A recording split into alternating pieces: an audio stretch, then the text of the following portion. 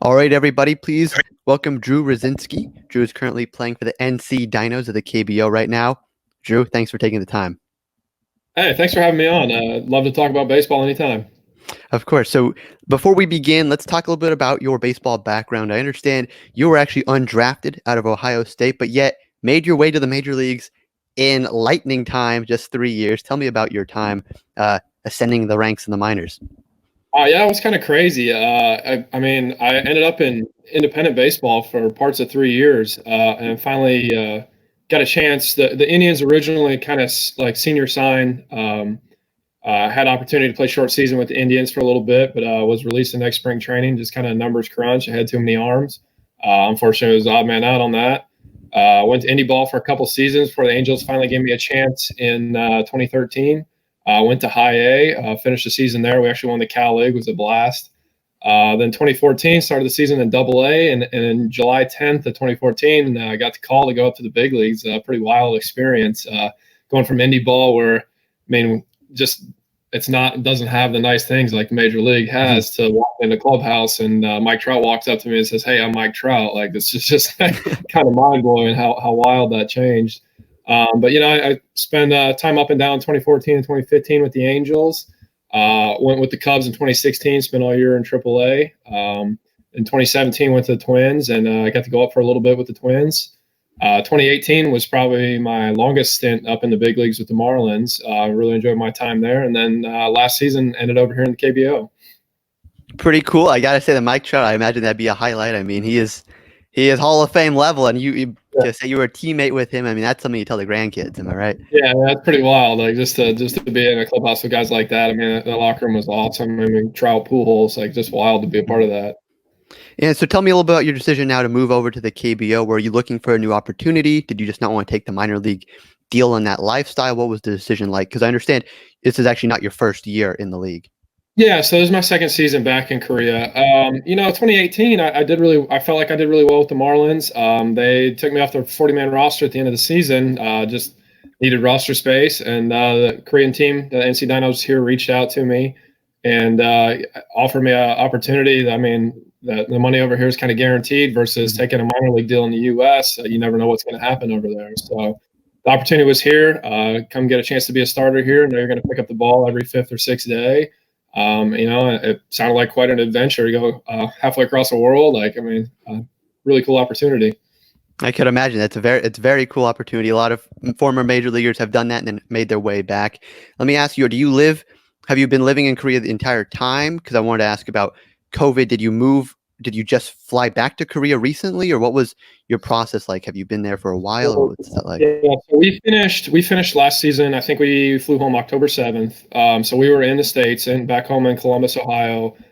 From October all the way till January 31st, the NC Dinos do camp in Tucson, Arizona. So the end of January, we flew out to Tucson.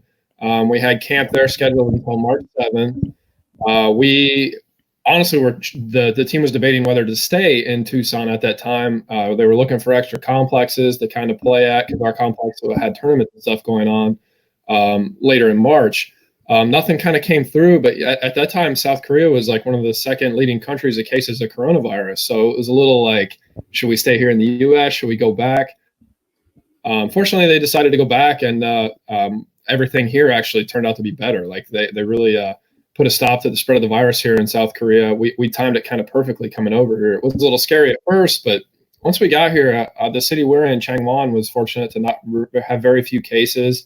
And life kind of, other than the wearing masks and a little bit of like social distancing, life is kind of stayed fairly normal here in the city we're in. And I imagine quarantine and just probably staying in a lot right now with everything going on. So I've been asking all the guys, what's your go-to quarantine content? You a Tiger King guy? Did you finish that when you were in the States here, or did you watch it a little in Korea? We haven't watched Tiger King yet. My What? wife, yeah, Drew, my wife, come on my wife now. watch that Carol one yet. Baskin, the whole crew, Joe Exotic. Oh, I know. We need to. We do need to watch that one. Well, we've made some puzzles sitting in quarantine. We play some video games. We entertain ourselves however we can. But like I said, our city, we've been fairly fortunate. I'm very dedicated to baseball. I spend the majority of my time at the field. But we're still allowed, like we go out grocery shopping, and if we have to go eat out somewhere, it's everything's still open here. So we've been really lucky. That's good. That's good. You're staying Yeah, healthy, staying safe. And yeah. I also kind of about exploring. You've had a year in the league already, so I want to ask about what have your thoughts been of the culture over there? Just the kind of whole new lifestyle from minor leagues, from just Visalia, that whole grind to now in a whole new country, whole new team, lifestyle. What's that like? It's wild. I mean, you can't really mentally. You can like try to prepare yourself, but until you're here actually living it, it's different. I mean, sometimes the language barrier is very tough, but for the most part, the Korean culture here is very, very happy, very willing to respectful, like help us out. Like sometimes it's a struggle just to go in a restaurant and order food. You never kind of know like what Mhm. you're going to get. The menu may be all in Korean, and we're just kind of point at something and see what shows up. But we get by, and everyone does great. The fans here are awesome. I mean, everyone's super friendly. We've enjoyed Korea tremendously. I mean, there is some stuff that comes up. It's like, it's just Korea. But for the most part, everyone's so happy and supportive here. It's starting to feel like home for us now, our second season here. That's great. And I want to ask too, home is always a big staple with food as well. How adventurous have you been trying new cuisine? Do you have a new favorite now? And is there one food when you get back to the States, you're like, I got to get some of this. I couldn't get any of it there. Well, Korean barbecue is phenomenal. We love the Korean barbecue here. Mostly the beef, but the pork, all different kinds of meats you can cook like cook in front of you. It's great though. I mean, we've tried some. We're kind of a southern city that's real near the coast. There's a lot of seafood. Some of it's okay, some of it's not my favorite. Like there's a lot of squid and octopus, which Ooh, I don't mind the taste. The texture is a little chewy.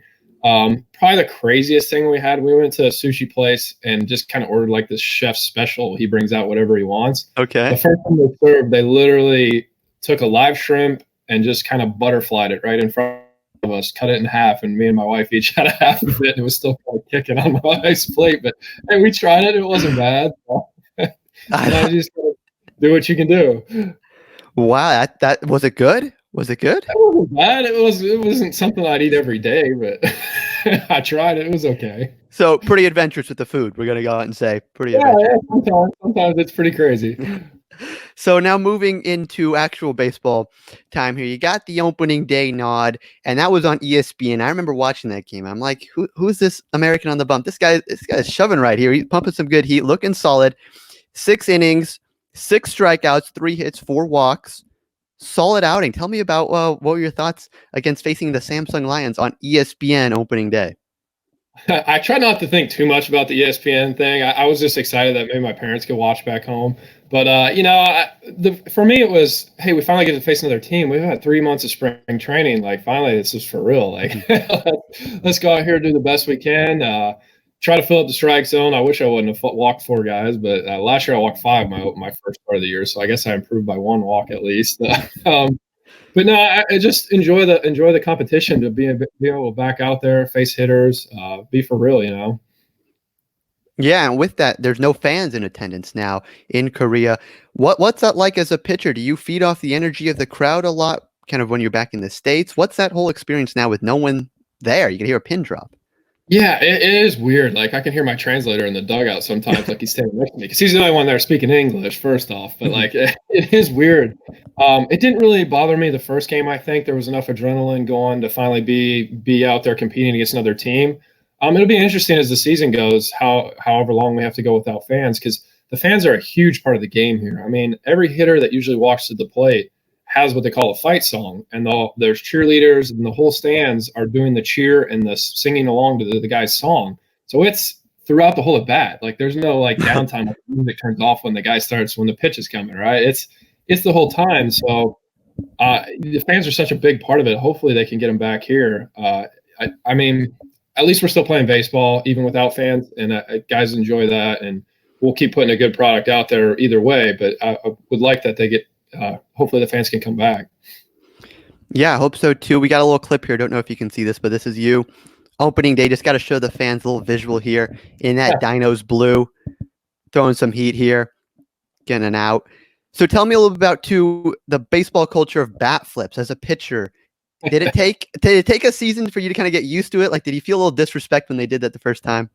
I didn't. It's part of it. Those guys like to do that, and that they do it almost all the time. I mean, I've seen guys hit a ground ball 6-hole single and flip the bat. Like it's just part of it, and it really doesn't bother me, you know. And if a guy gets one good off me, anyways, you know what? Be happy about it. That was his job. I didn't do mine. I'll make a better pitch next time. Kind of that's my thought process on it. I think it's exciting, anyways. Like they're gonna get fired up and flip the bat. I want to get a little fired up too if I get a strikeout, you know. And so it's for me, it's just an exciting part of the game. I like that. I like that. And you mentioned your translator earlier. Can you tell me a little bit about what's it like meshing with your teammates? Is there a language barrier? You mentioned the translator, but is it hard now? But you've already had a year in the season in the league, so is it a little easier now? It's definitely easier now. The language barrier is tough, but I can kind of know what English most of the guys that I'm with every day understand, and we can kind of get by. A lot of the baseball terms are in English, which is very helpful. So like we can kind of talk about the game, talk about our daily life at the field.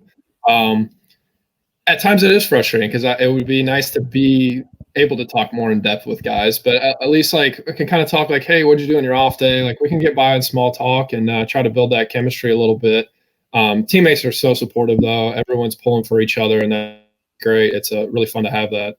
That's great and great. And do you connect with other foreign players in the league? I know there's actually a pretty good group in the KBO. Do you talk to the other English language former major leaguers a lot too? Oh yeah, oh yeah. Any chance we get, it's fun to go say hi to them. It's like my first year, the first time I met one of the other foreign guys in the outfield. I'm like, that's the nicest guy ever. Then we kind of start thinking like, oh well, everyone's super happy to have another person to talk to for a little bit. So everyone's great here, though. Everyone gets along well, and when we get the chance, we definitely say hi to each other. That's great. I know Aaron Altair is one of your teammates on the Dinos. So great to see former major leaguers kind of hacking away in the KBO. And I want to kind of wrap up here with a question about ESPN. It's great that they're on. They're great that they're on TV, but for us here in America, the timing isn't necessarily ideal. 1 a.m., 2 a.m., 5 a.m., depending if you're on the East Coast. I'm on the West Coast. Tell me, if they wanted to potentially move the times to make it align with Eastern time, so maybe you'd be pitching at 8:30 or 11 o'clock at night. Could you see yourself doing that? Because a lot of the guys we've talked to have said they can't change their routine. Is that something you think you could do? Yeah, that'd be tough to play super late games here. Baseball players are pretty much into their routines and their schedules. Yeah, I don't know. That would be a hard one. I mean, it's awesome that ESPN's covering it. There's so many new Dinos fans like on Twitter and stuff. It's great. I love the exposure the KBO is getting. It's awesome. But yeah, trying to play a game that late at night, that'd be tough. I mean, we could adjust. And honestly, our Korean guys would probably be fine with it. They like staying up late drinking coffee. So like if we had to play a late game, they'd be great with it.